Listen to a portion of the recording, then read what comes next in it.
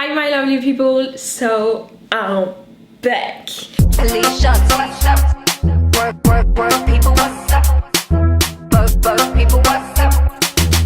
Coucou les gens, j'espère que vous allez bien. Aujourd'hui on se retrouve pour une nouvelle vidéo sur le thème du Canada. Et vous m'avez posé des questions au Canada et je me suis dit tiens, j'ai quand même vécu là-bas 10 mois, pourquoi pas faire une playlist avec des vidéos où vous allez retrouver des conseils, apprendre à connaître aussi ce pays-là, du peu que j'ai pu apprendre le temps que j'étais là-bas. Ne faites pas attention à ma manicure, bon ça va, ça va. On commence, aujourd'hui on se retrouve donc pour une vidéo sur les différences entre la France et le Canada. Ce que tu dois savoir en gros avant de venir, c'est que le Canada et la France, c'est deux pays différents. Tu vas retrouver des choses que tu vas trouver des choses que tu ne trouveras, que tu n'auras jamais vues en France et vice versa. Il y a des choses que tu aimeras plus ou moins. Voilà, maintenant ça dépend de chacun. Moi j'ai déjà donné mon expérience, il y a 2 vidéos sur le sujet. Il y a une vidéo live et une vidéo sur le pourquoi du comment, pourquoi je suis rentrée, pour quelles raisons. Je t'invite à aller regarder ces vidéos si ça peut t'intéresser à faire ton choix pour ton aventure d'expatriation. Donc la première chose que j'ai constatée, c'est de faire la queue pour entrer dans les transports. Ça c'est une chose, au début j'avais énormément de mal parce que ici c'est la fosse au lion, qu'on se dise la vérité. Quand tu es en France, tout le monde rentre, les gens se poussent littéralement, alors que là-bas c'est très respectueux. Et si il t'en vient de dépasser une personne, tu vas avoir une remarque. Tu pourras aussi avoir des regards sur toi avec qu'est-ce qu'elle fait, genre elle passe comme ça devant nous. Non, on fait la queue, là-bas on respecte ça. Et au fur et à mesure, tu sais, tu prends... En fait, je sais pas si ça vous arrive aussi à ceux qui y sont allés, mais c'est genre, maintenant que tu sais que tu dois faire la queue, tu te plains, genre, ah, faut encore faire la queue et tout. Mais tu sais que quand une personne va te passer devant, une personne ne va pas faire la queue, tu vas avoir comme pensée dans ta tête, mais attends, elle fait quoi? Elle va me dépasser là? Non, mais c'est très bien pour faire la queue. T'as ce genre de pensée. Je sais pas si vous avez déjà eu cette réaction, mais si vous l'avez eu, n'hésitez pas à me mettre en commentaire. Dans les maisons au Canada, il n'y a pas de volet. Ou très rarement. Dans toutes les maisons où j'ai pu aller, il n'y avait pas de volet. Tu vas avoir des stores ou des rideaux.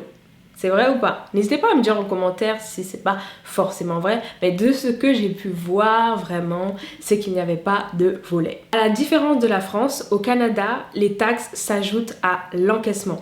Au moment de l'encaissement, c'est là que tu vas voir les taxes que tu as et vont donc s'ajouter à ton prix de base. Ce qui n'est pas le cas ici en France car les taxes, du moins la TVA est déjà comptée dans le prix. Donc ne te fie surtout pas jamais au prix que tu auras sur les étagères du produit que tu voudras acheter. Au Canada, les plaques d'immatriculation de voiture sont à l'arrière. Tu ne verras jamais de plaques à l'avant.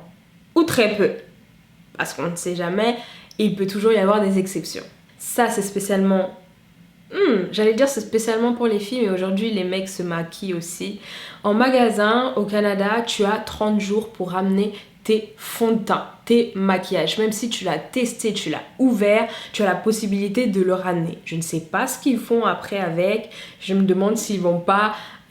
mettre ça à disposition pour des écoles pour que ce soit réutilisé, je ne sais pas du tout, mais en tout cas on a la possibilité les filles, si votre teinte de fond de teint ne vous va pas, vous avez 30 jours pour pouvoir rapporter ça et échanger ou échanger. Alors contrairement à la France, au Canada, pour acheter tes alcools, tu vas devoir aller à la SAQ.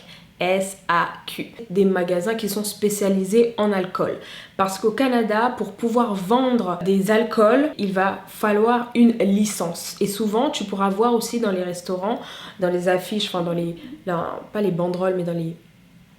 Bref, là où il y a marqué, dans les banderoles exactement, là il y aura écrit « Apportez votre vin » parce que certains restaurants n'achètent pas la licence pour pouvoir vendre de l'alcool. La licence coûte un peu cher je crois, donc voilà, tu auras besoin d'une licence si tu veux avoir de l'alcool dans ton magasin, dans ton restaurant. À la différence de la France, au Canada, tu seras payé toutes les semaines.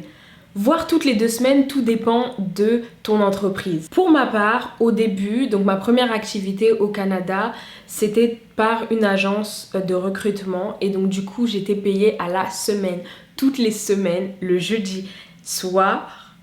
Mercredi, jeudi, je sais plus exactement, mais nous étions payés à la semaine. Et puis quand j'ai trouvé ma deuxième activité, mon deuxième travail, là j'étais payée toutes les 2 semaines. En décalé, c'est pas parce que tu rentres dans un travail lundi que tu vas être payé le lundi, enfin dans 2 semaines. Parce qu'il va falloir que tu suives le mouvement des gens qui étaient déjà là-bas. Par exemple, si tu commences aujourd'hui lundi et que jeudi c'est le jour de paiement de tes collègues, tu devras attendre 2 semaines plus tard pour être payé. Donc limite 3 semaines pour toi, c'est ça. Si tu as une auto au Canada, sache que chaque année, au mois de ton anniversaire, à ta date d'anniversaire même, tu devras régler des frais, des droits de permis. La différence, on n'a pas ça en France. En France, on paye son permis et ça s'arrête là. Là-bas, tu vas devoir payer des droits de permis. À la différence de la France, au Canada, tu trouveras plus rapidement un logement et ce sera pour toi plus facile de régler car là-bas, tu n'as pas besoin de CDI pour avoir un appartement. Alors à la différence de la France, pour avoir un logement, on va regarder ton crédit. On va regarder si tu as un bon historique de crédit et ce sera aussi une possibilité pour toi si tu veux faire un prêt pour un achat. On va regarder ton historique de crédit. Donc pas forcément besoin d'avoir un CDI encore une fois. À la différence de la France, au Canada, il y a 2 cartes de paiement.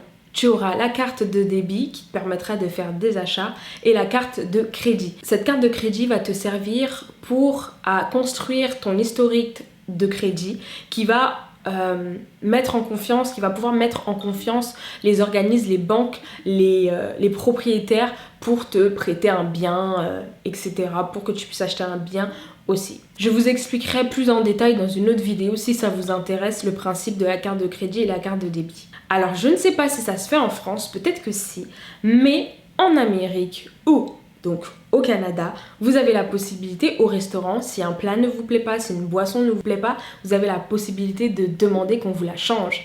Et c'est un droit, d'accord? Donc n'hésitez pas, quand vous allez au restaurant et il y a quelque chose que vous n'aimez pas, vous avez le droit de le renvoyer. C'est pas juste, oh il y a un cheveu dans ma soupe, disposez là, c'est pas ça. C'est vraiment si quelque chose ne vous plaît pas, si c'est pas goûtu, s'il y a un problème, s'il y a trop de sucre, il n'y a pas assez de sucre, il n'y a pas assez d'alcool, vous pouvez demander à ce qu'on vous donne un autre verre, une autre boisson, quelque chose comme ça.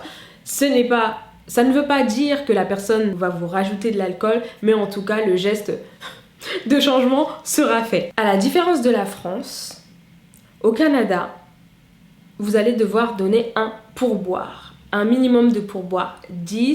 Vous avez 10, 15, après 20, ce que vous voulez.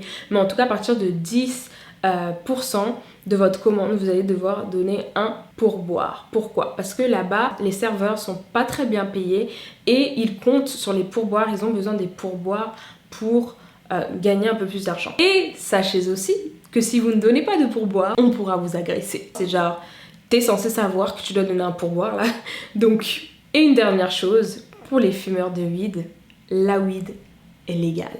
Apparemment, ce serait légal ici. On m'avait dit aussi qu'il y aurait, quand c'est pour la médecine, mais là-bas, c'est vraiment hors médecine. C'est légal. L'État même le vend. Donc, à la différence de la France, au Canada, il sera très difficile pour toi de gruger les transports. Et oui, tu achètes ton ticket et même si tu ne l'achètes pas, ce sera difficile de passer les barrières parce que il y a des personnes, des agents dans limite toutes les stations. D'accord? Et si tu gruges, tu te prendras une sale amende.